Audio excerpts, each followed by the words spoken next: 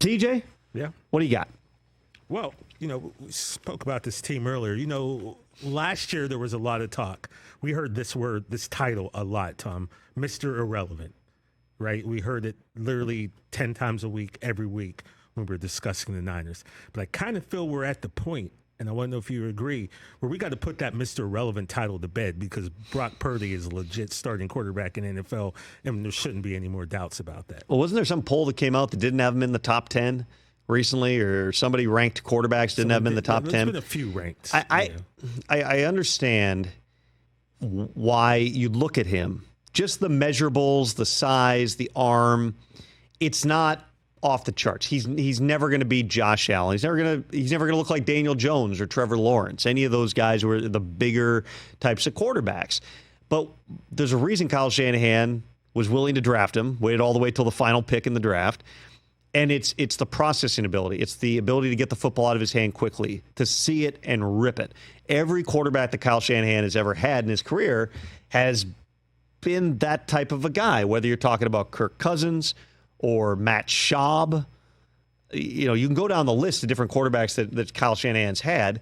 Not, RG3, that was a different type of a deal, but the quarterbacks that he likes. Jimmy Garoppolo was another one. See it and rip it. Yeah, sometimes when you do that, you throw interceptions. Brock Purdy doesn't turn the ball over like Jimmy Garoppolo did. Brock Purdy doesn't get hurt like Jimmy Garoppolo has throughout the course of his career, other than obviously breaking his thumb and trying to play left-handed in the NFC Championship game, which was unideal. I just don't know what more, other than continuing to do it and winning a Super Bowl, people would want from Brock Purdy. Is he going to be the highlight reel of a Lamar or a Patrick Mahomes? No.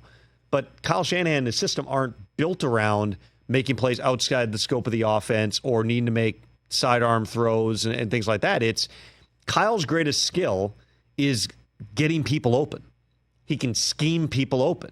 What he needs is a quarterback who knows where the open guy is going to be based on the look that they're getting and gets the ball there without any hesitation. It is a rhythm, timing-based offense. And Brock Purdy has shown he do that at a really high level. I mean, if you want to split hairs and say, well, he'll never be Patrick Mahomes. Yeah, he won't. Like, what are we talking about, though? Brock Purdy has already won more playoff games than Lamar Jackson in the course of his career.